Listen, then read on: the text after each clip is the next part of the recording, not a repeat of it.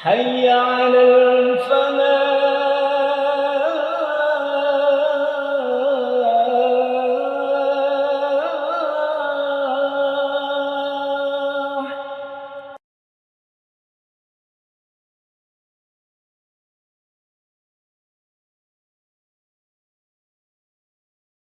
Bismillahirrahmanirrahim.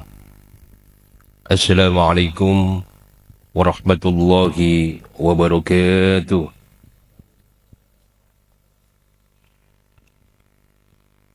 Bismillah, alhamdulillah, assalatu wassalamu ala rasulillah wa ala alihi wa sahbihi wa mawala. La hawla wa la quwata illa billah. Allahumma inna nas'aluka al-ikhlas was-sidqa bil-qawli wal-amali. Bismillah, tawakkaltu 'ala Allah. La hawla wa la quwwata illa billahil 'aliyyil 'azim. Waqad qala ta'ala fi kitabil karim wa huwa asdaqul qailin. A'udzu billahi as-sami'il 'alim minasy syaithanir rajim. Bismillahirrahmanirrahim. Lil fuqara'il ladzina ukhsiru fi sabilillahi la yastati'una dharban fil ardi yahsabuhumul jahilu aghniya'a minat ta'affuf ta'rifuhum bisimahum la yas'aluna an-nasa ilhafa wa ma tunfiqu min khairin fa innallaha bihi 'alim. Wa qala aidan Allahumma inni as'alukal huda wat-tuqa wal-afafa wal-ghina. Allahumma iftah bainana wa baina qaumina bil haqq wa bil fathi ya fattah iftah qulubana wa anta khairul fatihin. Para bapak, ibu, saudara-saudara sekalian, jamaah salat maghrib yang insyaallah nanti akan dilanjutkan dengan salat isya berjamaah di masjid kita tercinta, Masjid Al-Falah. Syukur alhamdulillah, marilah kita haturkan kehadirat Allah Subhanahu wa taala atas segala nikmat dan karunia yang diberikan kepada kita, sehingga kita masih dapat menjalankan perintah-perintah Allah Subhanahu wa taala. Khususnya pada hari ini kita masih diberi keistiqomahan untuk salat maghrib berjamaah. Para bapak ibu saudara-saudara sekalian, ikhwatal iman rahimakumullah. Pada kesempatan ini kami akan membahas satu tema yang cukup penting untuk kita renungkan. Tema yang akan kita bahas adalah urgensi atau pentingnya menjaga kehormatan diri. Para bapak ibu saudara-saudara sekalian, ikhwatal iman rahimakumullah, marilah kajian maghrib ini kita awali bersama-sama dengan bacaan basmalah. Bismillahirrahmanirrahim. Kullu amrin dhi balin la yubda'u fihi bi bismillah wa huwa aqta'. Segala sesuatu perbuatan yang manakala kita lakukan tanpa diawali dengan bacaan basmalah, maka akan terputus berkahnya. Oleh karena itu, selalu kita awali kegiatan-kegiatan dengan bacaan basmalah. Para jemaah, Islam adalah agama yang sempurna. Allah menurunkan agama ini sudah sangat sempurna. Dan ini diyakini oleh umat Islam seluruh dunia, mulai zaman Rasulullah Muhammad SAW, para sahabat, para tabi'in, tabi'in, hingga hari ini, seluruh umat Islam meyakini bahwa Islam adalah agama yang sempurna. Tidak hanya sempurna para jemaah, Islam juga satu-satunya agama yang diridhoi oleh Allah Subhanahu wa taala. Bukan agama lain. Ini pun juga sudah diakui oleh umat Islam dan dipahami secara baik. Barangkali setiap agama ini memiliki klaim masing-masing bahwa agama mereka yang paling benar. Tetapi tidak ada satupun agama di dalam kitab sucinya masing-masing itu yang kemudian mengklaim bahwa agama yang paling benar itu adalah agama yang bersangkutan. Islam, para jemaah, berdasarkan wahyu dari Allah Subhanahu wa taala di dalam surat Al-Maidah ayat ketiga, Al-yawma akmaltu lakum dinakum wa atmamtu alaikum ni'mati wa raditu lakumul Islam dina. Al-yawma akmaltu lakum, pada hari ini akmaltu, telah aku sempurnakan dinakum, untukmu, bagimu agamamu. Jadi Al-Quran sudah menyatakan di dalam surat Al-Maidah ayat 3 ini, pada hari ini kata Allah, akmaltu, telah aku sempurnakan untukmu agamamu, wa atmamtu alaikum ni'mati, dan telah kucukupkan bagimu nikmatku.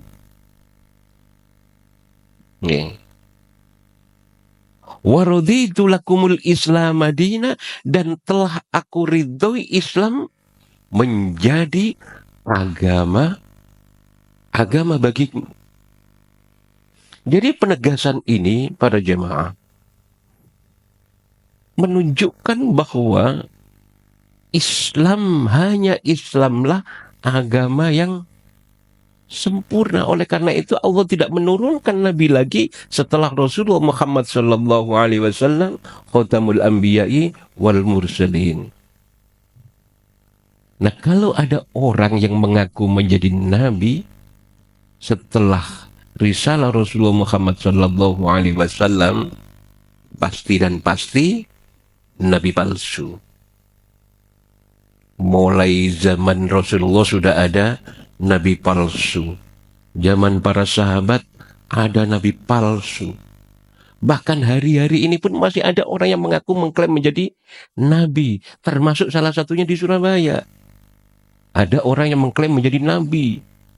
Orang Kebraun. Dulu setelah paling kita bahas ya. Para Bapak Ibu saudara-saudara sekalian, jadi Islam adalah agama yang sempurna, dan Islam satu-satunya agama yang diridhoi oleh Allah Subhanahu wa taala. Wa may yabtaghi ghairal islami dina falan yuqbala minhu wa huwa fil akhirati minal khasirin. Barang siapa yang mengambil selain Islam sebagai din bagi mereka, falan yuqbala minhu, maka tidak akan diterima oleh Allah Subhanahu wa taala, wa huwa fil akhirati minal khasirin, dan mereka nanti di akhir termasuk orang-orang yang merugi, naudzubillah min dzalik. Para jemaah ikhwatal iman rahimakumullah, surat Al-Maidah ayat 3 ini, ketika Ibnu Abbas membaca surat ini, ya, beliau berkata bahwa ketika Ibnu Abbas membacakan ini, orang-orang Yahudi mengatakan, "Lau nazaltu hadhil ayah alaina latakhadna yaumaha 'aidan." Orang-orang Yahudi mengatakan, seandainya ayat ini turun di tengah-tengah kami, kata orang-orang Yahudi, niscaya kami akan merayakan hari turunnya ayat ini, ya. Niscaya saya akan menjadikan hari turunnya ayat ini sebagai hari raya bagi mereka. Tetapi faktanya ayat ini tidak diturunkan kepada mereka, tetapi diturunkan kepada Rasulullah Muhammad sallallahu alaihi wasallam. Ibnu Abbas juga mengatakan bahwa sesungguhnya ayat ini diturunkan oleh Allah Subhanahu wa taala bersamaan dengan bertemunya dua hari raya. Hari raya Idul Adha, hari raya haji yang bersamaan dengan hari Jumat. Jadi Haji Akbar. Jadi ayat ini diturunkan oleh Allah Subhanahu wa taala pada saat Haji Akbar. Ma'asyiral muslimin rahimakumullah. Jadi Islam itu agama yang sempurna, satu-satunya agama yang diridhoi oleh Allah Subhanahu wa taala. Oleh karena itu, kita sebagai umat Islam maka seharusnya kita mampu menjaga marwah diri kita agar tidak melakukan hal-hal yang justru mengurangi dan justru menyebabkan marwah dan martabat kita sebagai umat Islam itu jatuh di tengah-tengah masyarakat. Oleh karena itu, tema kita hari ini adalah pentingnya menjaga kehormatan diri dalam rangka mewujudkan kehidupan masyarakat berbangsa dan bernegara di tengah-tengah kehidupan kaum muslimin di negeri ini. Para jemaah, menjaga kehormatan diri adalah merupakan satu aspek yang sangat fundamental, yang sangat penting dalam membentuk karakter, kepribadian yang memiliki integritas dan martabat. Menjaga kehormatan diri, ma'asyiral muslimin rahimakumullah, dapat diartikan sebagai upaya seseorang untuk memelihara harga diri, martabat diri, integritas pribadinya melalui sikap, perilaku, tindakan yang sesuai dengan norma-norma kehidupan sosial yang ada di masyarakat, nilai-nilai moral dan etika, peranata sosial, dan yang lebih penting lagi adalah bersesuaian dengan prinsip-prinsip syariat Islamiyah.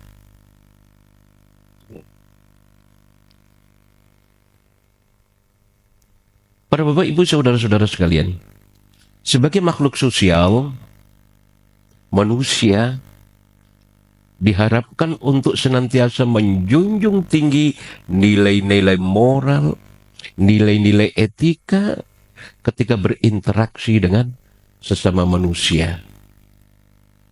Oleh karena itu tidak boleh kita mengabaikan prinsip-prinsip kehidupan berbangsa dan bernegara yang disepakati bersama-sama oleh bangsa ini, sehingga kemudian tidak boleh seenaknya sendiri kita mengabaikan prinsip-prinsip etika dan moralitas itu.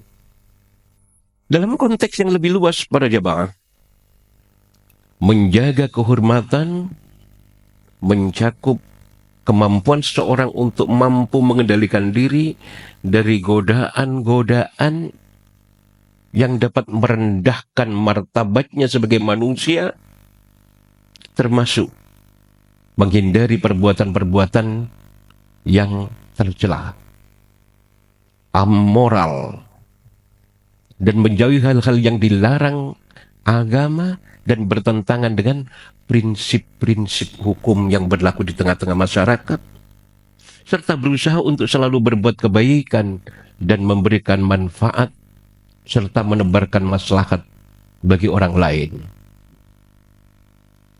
Para jemaah, secara filosofis, menjaga kehormatan merupakan manifestasi dari kesadaran akan nilai manusia sebagai makhluk yang dimuliakan oleh Allah Subhanahu wa ta'ala, Sang Maha Pencipta, Al-Khaliq. Dengan menjaga kehormatan seseorang, ma'asyiral muslimin, tidak hanya dia menghargai dirinya sendiri, tetapi juga menghormati anugerah kehidupan yang diberikan oleh Allah Subhanahu wa taala kepadanya sebagai nikmat yang sungguh luar biasa. Inilah yang perlu kita renungkan, bagaimana pentingnya, bagaimana urgensinya kita menjaga kehormatan diri. Para jemaah, ikhwatul iman rahimakumullah. Di dalam Islam ada 3 kata atau ada 3 istilah yang secara makna saling melengkapi di dalam mewujudkan harga diri seseorang. Jadi ada 3 hal yang kemudian saling melengkapi dalam rangka mewujudkan harga diri seseorang. Yang pertama adalah izzah.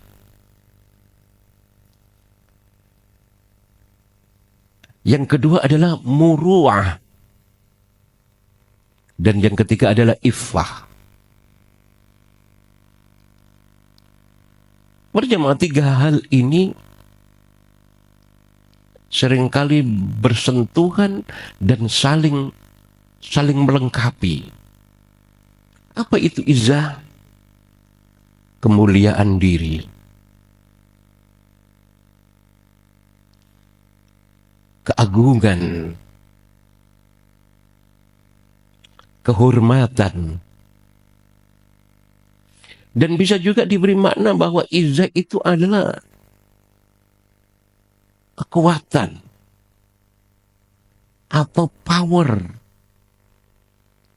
atau bargaining position. Bargaining position. Sesuatu yang menyebabkan kita memiliki daya tawar, nilai tawar yang tinggi. Jemaah, kita sering mendengar kata izzatul Islam. Ya. Bahkan ada grup nasyid namanya IZIS, Izzatul Islam. Itu artinya, para bapak ibu saudara-saudara sekalian, kemuliaan, keagungan, kehormatan Islam. Ya. Maknanya adalah betapa mulianya Islam itu bagi kehidupan manusia. Jadi ketika orang ini memeluk sebuah agama yang namanya Islam, maka dia memperoleh kemuliaan, keagungan, kehormatan, dan memiliki power. Coba bayangkan para sahabat. Iya. Umar bin Khattab misalnya. Bagaimana perangai beliau sebelum masuk Islam. Beliau menjadi musuh utama Rasulullah Muhammad SAW, kemana-mana membawa pedang. Ketika ditanya, mau kemana engkau? Aku akan mencari Muhammad untuk menyelesaikan. Tapi ketika dia sudah masuk Islam, luar biasa. Memiliki keagungan, kehormatan, memiliki harga diri, memiliki kemuliaan. Para bapak ibu saudara-saudara sekalian, izzah harus ada dalam hati setiap orang. Terutama kaum muslimin. Harus memiliki harga diri. Harus memiliki keagungan, memiliki kehormatan, memiliki posisi tawar yang tinggi, powerful. Bagaimana cara memperoleh izzah itu? Izzah ini bisa diperoleh dengan cara mendekatkan diri kepada Allah Subhanahu wa ta'ala. Menjalankan segala yang diperintahkan oleh Allah Subhanahu wa ta'ala. Menjauhi segala yang dilarang oleh Allah Subhanahu wa ta'ala. Ma'asyiral muslimin rahimakumullah. Yang pertama adalah izzah, kemuliaan diri. Kemudian yang kedua, para bapak ibu saudara-saudara sekalian, para jamaah Masjid Al-Falah rahimakumullah. Yang kedua adalah muru'ah. Muru'ah ini adalah menjaga kehormatan diri. Menjaga kehormatan diri. Menurut Syekh Imam Al-Mawardi di dalam Adabud Dunya Waddin, beliau menjelaskan bahwa muru'ah itu adalah bagaimana seseorang itu menjaga tingkah laku hingga mereka tetap berada pada keadaan yang paling utama. Menjaga tingkah laku, mengendalikan diri hingga berada pada keadaan yang paling utama. Supaya tidak melahirkan keburukan secara sengaja dan tidak berhak mendapat cacian. Itu di dalam kitab Adabud Dunya Waddin, Imam Al-Mawardi menjelaskan seperti itu. Yang kedua, para bapak ibu saudara-saudara sekalian, di dalam Mausu'ah Fiqhul Qulub, muru'ah ini dijelaskan sebagai upaya mengerjakan segenap akhlak yang baik. Jadi mengerjakan komitmen untuk konsisten terhadap akhlak yang baik, dan kemudian menjauhi segenap akhlak yang buruk. Menerapkan semua hal yang akan menghiasi dan memperindah kepribadian diri, serta meninggalkan semua yang akan mengotori dan menodainya. Itu makna muru'ah. Para bapak ibu saudara-saudara sekalian, itu yang kedua. Izzah, muru'ah, dan yang ketiga, para jamaah, yang ketiga itu adalah iffah. Apa itu iffah? Menahan diri. Kemampuan untuk menahan diri. Ibnu Maskawih di dalam kitabnya Tahdzibul Akhlaq, iffah itu adalah satu kemampuan yang dimiliki oleh manusia untuk dapat mampu menahan dorongan hawa nafsunya. Kemampuan yang dimiliki seseorang untuk dapat menahan dorongan hawa nafsunya, itu iffah. Menurut Ibu Maskawih di dalam Tahdzibul Akhlaq. Ma'asyiral muslimin ikhwatal iman rahimakumullah. Iffah itu merupakan keutamaan yang dimiliki oleh manusia ketika dia mampu mengendalikan dorongan syahwatnya. Bagaimana cara bisa mengendalikan dorongan syahwatnya itu? Menggunakan akal sehatnya. Hari ini ujian yang cukup besar di tengah-tengah kita dalam kehidupan berbangsa dan bernegara, banyak fenomena-fenomena yang tidak masuk akal, tetapi kemudian kita dipaksa untuk mempercayai sesuatu yang tidak masuk akal itu. Sehingga terjadilah banyak kegaduhan yang terjadi di tengah-tengah masyarakat.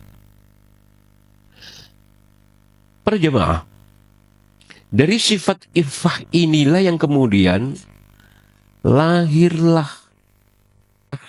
akhlak mulia, akhlakul karimah, sabar, jujur, qanaah, adil, dermawan, santun, memegang prinsip-prinsip moralitas dan etika. Dari sifat iffah ini lahir akhlakul karimah. Para bapak ibu saudara-saudara sekalian, ikhwatal iman rahimakumullah. Sifat iffah ini adalah faktor yang menjadikan manusia menjadi mulia, memiliki izzah, baik di hadapan Allah Subhanahu wa Ta'ala, di hadapan maupun di hadapan manusia. Sekiranya manusia sudah tidak memiliki sifat ini ma'asyiral muslimin, sifat iffah ini, maka ia tidak ada ubahnya seperti binatang. Karena ketika seseorang ini mampu memfungsikan akal sehatnya, mampu memfungsikan sifat iffahnya ini, maka rasionalitas, intelijensianya, akal sehatnya akan bisa bekerja dengan baik. Akal sehatnya akan bekerja dengan baik. Oleh karena itu, para bapak ibu saudara-saudara sekalian, penting bagi kita untuk kemudian memiliki 3 hal yang tadi itu. Izzah, muru'ah, dan iffah. Artinya, para bapak ibu saudara-saudara sekalian, para jamaah yang dimuliakan oleh Allah Subhanahu wa Ta'ala, orang yang memiliki harga diri adalah orang yang mampu menampilkan kemuliaan dirinya atau izzah dirinya, kemudian menjaga kehormatannya, muru'ahnya, dan mampu menahan diri, memiliki iffah dari dorongan dan hawa nafsu. Yang kedua, dari ajakan untuk berbuat maksiat. Yang ketiga, dari perilaku buruk dan segala sesuatu yang kemudian diharamkan oleh Allah Subhanahu wa Ta'ala di dalam syariatnya. Ini penting bagaimana kita kemudian mengkombinasikan 3 hal ini di dalam kehidupan kita untuk menjaga, memiliki harga diri ini dengan baik. Para jemaah, di dalam implementasinya, iffah itu terbagi menjadi 2. Yang pertama adalah kemampuan menahan dan menjaga diri dari syahwat bawah, dari syahwat kemaluan, ya. Dan yang kedua, menahan diri dari syahwat perut. Jadi bawah perut yang pertama, yang kedua adalah syahwat perut. Dengan cara bagaimana mereka ketika tidak mampu menahan rasa lapar itu, kemudian meminta-minta. Jadi menahan diri dari syahwat kemaluan dan menahan diri dari syahwat perut, yang implementasinya adalah ketidakmampuan menjaga diri untuk kemudian memenuhi kebutuhan sendiri, tetapi kemudian meminta-minta. Padahal masih memiliki kemampuan untuk bisa memenuhi sendiri. Ma'asyiral muslimin rahimakumullah, Allah Subhanahu wa Ta'ala berfirman di dalam surat An-Nur ayat 33, A'udzubillahi minasyaitonir rajim, wal yasta'fifil ladzina la yajiduna nikahan hatta yughniyahumullahu min fadli. Dan orang-orang yang belum mampu untuk menikah hendaklah menjaga kesucian dirinya sampai Allah menjadikan mereka mampu dengan karunia-Nya. Jadi ketika belum menikah, belum mampu untuk kemudian menikah, maka dia harus mampu menjaga dorongan dari syahwatnya sampai Allah kemudian memampukan dia untuk kemudian memperoleh anugerah dan karunia-Nya untuk dapat menikah. Wal yasta'fifil ladzina la yajiduna nikahan hatta yughniyahumullahu min fadli. Ma'asyiral muslimin rahimakumullah. Itu yang pertama. Termasuk juga iffah adalah menahan diri dari meminta-minta kepada manusia. Dari meminta-minta kepada manusia. Allah Subhanahu wa taala berfirman dalam surat Al-Baqarah ayat 273, "Lil fuqara'il ladzina ukhsiru fi sabilillahi la yastati'una dharban fil ardi yahsabuhumul jahilu aghniya'a minat ta'affuf. Ta'rifuhum bisimahum la yas'aluna an-nasa ilhafa wa ma tunfiqu min khairin fa innallaha bihi 'alim." Para jemaah, Allah Subhanahu wa taala berfirman, berinfaklah lil fuqara'il ladzina ukhsiru fi sabilillah, kepada orang-orang fakir yang terikat oleh jihad fi sabilillah di jalan Allah Subhanahu wa taala. Mereka tidak dapat berusaha di muka bumi ini. Tetapi orang tidak tahu, menyangka mereka adalah orang yang mampu dan kaya karena mereka memelihara diri dari minta-minta. Jadi kita diperintahkan oleh Allah Subhanahu wa taala untuk berinfak, bersedekah kepada orang yang fakir, tetapi kemudian menjaga diri untuk tidak meminta-minta.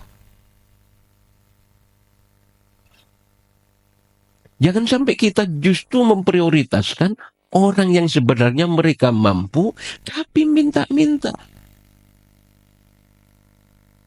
Ada yang bilang komunikasi, konmuni tak kasih. Sehingga orang yang nggak muni, menjaga diri dari meminta-minta itu, nggak dapat bagian. Sehingga ma'asyiral muslimin rahimakumullah, lembaga-lembaga amil zakat, badan amil zakat, mestinya memprioritaskan untuk memberikan kepada orang yang tidak punya, tapi kemudian justru dia menjaga diri untuk tidak meminta-minta. Ini menjadi prioritas utama. Tapi yang terjadi di sekitar kita itu adalah terjadi penumpukan-penumpukan. Satu orang yang sama mengeksploitasi dalam tanda kutip ketidakmampuannya, kemiskinannya untuk kemudian mendapatkan sesuatu. Oleh karena itu perlu komunikasi, koordinasi, konsolidasi lembaga-lembaga amil zakat itu untuk justru memprioritaskan orang-orang yang menjaga diri, menjaga muru'ah. Itu prioritas pertama. Ma'asyiral muslimin rahimakumullah. Mereka tidak meminta kepada orang secara mendesak, dan apa saja harta yang baik yang kamu nafkahkan di jalan Allah, maka sesungguhnya Allah Maha mengetahui. Para Bapak Ibu saudara-saudara sekalian, iffah merupakan akhlak paling tinggi dan dicintai oleh Allah Subhanahu wa taala, yang dari sifat iffah ini melahirkan sifat-sifat mulia, akhlakul karimah, sabar, jujur, qanaah, santun, terpuji. Bagaimana cara mengetahui akhlak seseorang itu baik apa tidak? Memiliki akhlakul karimah atau justru sebaliknya akhlakul mahdhumumah, akhlak yang buruk? Sesungguhnya akhlak itu sangat mudah bagi kita untuk bisa melihat seseorang ini akhlaknya baik atau tidak. Itu bisa kita lihat dari reaksi spontan ketika mereka berhadapan dengan persoalan-persoalan tertentu. Jadi akhlak itu definisinya adalah reaksi spontan dari seseorang ketika menghadapi situasi tertentu. Kalau spontannya bagus, astagfirullah, subhanallah, Allahu akbar, pasti bagus. Tapi kalau reaksi spontannya itu justru dengan kalimat-kalimat yang tidak semestinya, itu bisa kita lihat. Oleh karena itu, bagaimana cara kita memunculkan, melatih reaksi spontan kita itu agar baik, maka berkumpullah dengan orang-orang yang baik. Ya. Ketika sifat ini sudah hilang dari dalam diri seseorang, pada bapak, ibu, saudara-saudara sekalian, maka akan membawa pengaruh negatif dalam diri seseorang, dan ini dikhawatirkan akal sehatnya, rasionalitasnya, logikanya itu tertutup oleh hawa nafsunya. Sehingga mereka tidak mampu lagi membedakan mana yang hak, mana yang batil, mana yang baik, mana yang buruk, mana yang halal, mana yang haram. Apalagi di negeri kita ini sudah ada undang-undang jaminan produk halal. Jangan sampai yang tidak ada labelisasi halalnya itu kita sikat saja. Padahal tanpa menggunakan nalar, tanpa menggunakan logo, sudah ada tulisannya halal atau tidak. Oleh karena itu, para bapak ibu saudara-saudara sekalian, bagaimana cara menanamkan iffah di dalam diri seorang muslim? Yang pertama adalah membekali diri dengan ketakwaan kepada Allah Subhanahu wa taala. Ini adalah merupakan sesuatu yang mendasar dan fundamental di dalam menanamkan iffah, melakukan internalisasi sifat iffah itu di dalam diri seseorang. Ketakwaan seperti apa? Suatu ketika Umar bin Khattab bertanya kepada sahabat Ubay bin Ka'ab, "Wahai Ubay, apa itu takwa?" Ubay kemudian bertanya ulang, "Wahai Umar, seandainya kamu melewati satu jalan, yang jalan itu banyak onak dan duri, banyak ranjau di sekitar situ, kira-kira apa yang akan kamu lakukan?" Kemudian Umar bin Khattab menyatakan, "Sudah barang tentu saya akan melewati itu dengan cara hati-hati agar tidak terkena duri, agar tidak terkena ranjau, sehingga kemudian mencelakai diri." Kemudian Ubay bin Ka'ab mengatakan, "Itulah takwa." Jadi orang takwa itu adalah orang yang hati-hati. Ketika kita berbicara, maka kita harus hati-hati. Jangan sampai pembicaraan kita itu melukai perasaan dan menyinggung orang lain. Yang kedua, mengamalkan ajaran Nabi Muhammad SAW. Dan yang ketiga, ma'asyiral muslimin rahimakumullah, memperbanyak membaca doa. Allahumma inni as'alukal huda wat tuqa wal afafa wal ghina. Ya Allah, aku mohon kepadamu petunjuk, takwa, dan iffah, dan kecukupan. Mudah-mudahan para bapak ibu saudara-saudara sekalian, para jamaah yang dimuliakan oleh Allah Subhanahu wa taala, dengan 3 cara ini kita mampu menjaga diri kita. Urgensi pentingnya menjaga izzah, muru'ah, dan iffah diri kita.